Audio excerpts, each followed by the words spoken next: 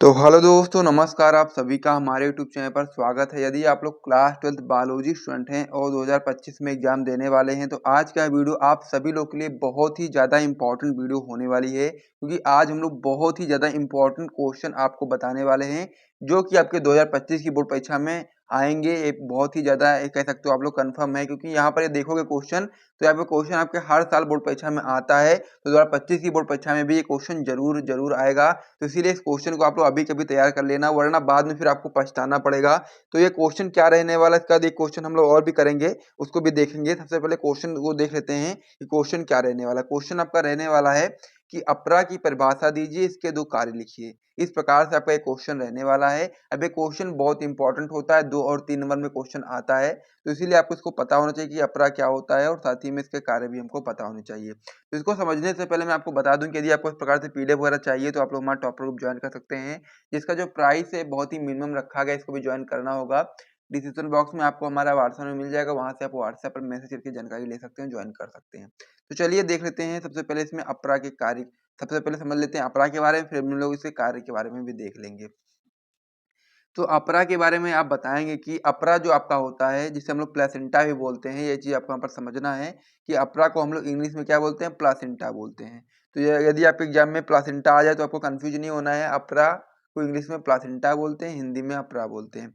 तो अपरा वह संरचना है जिसके द्वारा जरायुज स्तनधारियों का जो विकासशील भ्रूण होता है या फिर गर्भ बोल सकते हैं हम लोग, वो आपका जो माता का गर्भाशयी रुधिर होता है उससे अपना पोषण प्रदान करता है, उससे अपना भोजन प्रदान करता है। यानी कि जो अपरा होता है वह संरचना होती है जो कि आपका जो जरायुज स्तनधानी होते हैं उसके जो पेट में जो कह सकते हो भ्रूण होता है, फिर जो गर्भ होता है, वो जो गर्भ होता है यानी कि जो बच्चा होता है वो अपने माता के गर्भाशय रुधिर से अपने लिए भोजन प्राप्त करता है, वही आपका अपरा होता है। क्योंकि जो अपरा होता है ये माता से और गर्भ से जुड़ा होता है, और वही जो आपका गर्भ होता है और माता से अपरा के द्वारा ही अपने लिए पोषण प्रदान करने का कार्य करता है, रुधिर से अपना पोषण प्रदान करता है। तो इसको हम लोग अपरा बोलते हैं या फिर हम इसको प्लासेंटा भी बोल सकते हैं।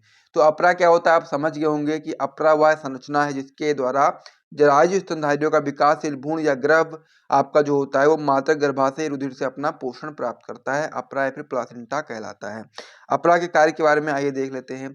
तो अपरा के कार्य में आप बताएंगे, सबसे पहला जो कार्य होता है इसका, इसमें आप बताएंगे कि अपरा के द्वारा विकसित होते भ्रूण को पोषण एवं ऑक्सीजन प्राप्त होते हैं। यानी कि जो अपरा के द्वारा ही जो विकसित हो रहा भ्रूण होता है या फिर बोल सकते हो जो बच्चा होता है उसको पोषण यानी कि जो खाने की चीज होती है उसको प्राप्त होती है, और साथ ही में उसी से आपको ऑक्सीजन प्राप्त होती है। तो यहाँ पर आपको समझना है जो बहुत ही इंपॉर्टेंट काम होता है अपरा का, कि अपरा के द्वारा ही जो विकसित हो रहा बच्चा होता है उसको पोषण एवं ऑक्सीजन प्राप्त होता है। दूसरा पॉइंट आप इसमें बताएंगे कि अपरा द्वारा स्रावित हार्मोन गर्भावस्था बनाए रखने और शिशु जन्म में सहायता करता है। यानी कि अपरा के द्वारा एक हार्मोन स्रावित होता है जो कि आपका गर्भावस्था को बनाए रखता है और साथ ही में शिशु के जन्म में भी सहायता करते हैं। तो यहाँ पर अपरा के आपको 2 कार्य बताने थे, लेकिन मैं आपको यहाँ पर एक कार्य और बता देता हूँ, ताकि अगर मान लीजिए 2 आप मतलब कि 3 याद कर लो, अगर कोई भी एक नहीं भी याद रहेगा तो भी आप आराम से कर ले जाओगे। तो इन तीनों में से जो भी आपको ईजी लगे आप 2 आराम से याद कर लेना। तीनों याद कर लोगे तो भी कोई दिक्कत वाली बात नहीं है, तो ज़्यादा लिखोगे तो और भी अच्छे नंबर मिलेंगे। तो यहाँ पर अपरा का जो तीसरा कार्य इसमें आप बताएंगे कि अपरा द्वारा जो उत्सर्जी पदार्थ होते हैं भ्रूण के, वो आपके रुधिर से विसरण द्वारा माता के रुधिर में चले जाते हैं। यानी कि अपरा के द्वारा ही जो उत्सर्जी पदार्थ होते हैं, भ्रूण भ्रूण के जो उत्सर्जी पदार्थ होते हैं वो रुधिर के माध्यम से ही माता के रुधिर में चले जाते हैं और फिर वो आपके बाहर निकल जाते हैं। तो इस प्रकार से अपरा और साथ ही में अपरा के कार्य मैंने आपको बता दिए हैं, यानी कि प्लासेंटा और प्लासेंटा के कार्य। ये क्वेश्चन बहुत इंपॉर्टेंट होता है, इसे आप बिल्कुल भी स्किप मत करिएगा यदि आप लोग अच्छा स्कोर लाना चाहते हैं तो। हम लोग अगले क्वेश्चन की ओर बढ़ जाते हैं। अगला जो क्वेश्चन आपका इसमें है वो काफी इंपॉर्टेंट, कोई ये भी क्वेश्चन आपका होता है मानव शुक्राणु का नामांकित चित्र। बहुत ही इंपॉर्टेंट है, ये भी आपका होता है, डायग्राम लाने के लिए आ सकता है। तो इस प्रकार से आप लोग डायग्राम आराम से बना सकते हो। सबसे पहले क्या बनाओगे डायग्राम में, उसे भी आइए देख लेते हैं ताकि आपको कोई भी कंफ्यूजन ना रहे। तो डायग्राम में सबसे पहले आप लोग इस प्रकार से बनाओगे, ठीक है। इस प्रकार से आप बना दो, यहाँ पे आप लोग आराम से बनाइएगा तो अच्छा से बनेगा। इस प्रकार से बनाने के बाद आप लोग देखेंगे तो ये वाला जो होता है इसको हम लोग क्या बोलते हैं, इसको हम लोग केंद्रक बोलते हैं। ये आपका केंद्रक होता है, ठीक। शुक्राणु का डायग्राम आपका इसी प्रकार से होता है, इसके ऊपर आप लोग इस प्रकार से बना दो। उसके बाद में फिर आप लोग इसको इस प्रकार से करके यहाँ पर एक गले नुमा आकृति बना दो। उसके बाद फिर इसका पेड़ जैसा होता है उस प्रकार से ये बना दो। उसके बाद में फिर आपको यहाँ पर नीचे इसकी पूँछ तरीके से बना देना है। बस ये आपका डायग्राम भी बन के रेडी हो जाएगा। उसके बाद फिर आपको इसमें कुछ चीज़ें बना देनी, जैसे कि ये होता है जो आपका केंद्र के इस पास पास में जो होता है इसको हम लोग क्या बोलते हैं, इसको हम लोग बोलते हैं समीपस्थ तार केंद्र, ठीक है। और जो दूर होता है इसको हम लोग दूरस्थ तार केंद्र बोलते हैं।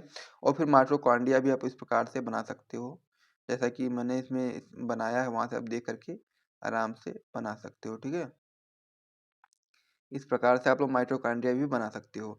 यहाँ पर देखोगे तो इस वाले जो पार्ट होता है, इस पूरे पार्ट को हम लोग क्या बोलते हैं, हेड बोलते हैं, सर बोलते हैं, क्योंकि ये सर जैसा दिख रहा है ना, इसको हम लोग नेक बोलते हैं, यानी कि गला बोलते हैं शुक्राणु का। और ये आपका मिडिल पार्ट होता है और ये आपका पूंछ होती है, इसको हम लोग टेल बोलते हैं, ठीक है। तो इस प्रकार से आपका ये होता है, जिसमें आपका ये आपका एक्रोसोम होता है जो आपका केंद्र के ऊपर होता है, और उसके नीचे आपका जो रेड कलर का पार्ट है आपका केंद्रक होता है, जिससे ही मतलब कि इस केंद्र के मिलने से ही जो बच्चा होता है उसका निर्माण होता है मादा में। इस प्रकार से आपको समझना है। यहाँ पर 2 बिंदु होते हैं, पहले वाले बिंदु को हम लोग समीपस्थ तार केंद्र बोलते हैं, दूसरे वाले बिंदु को दूरस्थ तार केंद्र बोलते हैं। ये आपका माइटोकॉन्ड्रिया होता है। तो इस प्रकार से मानव शुक्राणु की जो नामांकित चित्र होता है इसी प्रकार से होता है, आप समझ लीजिएगा और बना लीजिएगा। यदि आपको यहाँ तक वीडियो पसंद आए तो वीडियो को लाइक भी कर दीजिएगा। मिलते हैं नेक्स्ट वीडियो में, तब तक के लिए जय हिंद।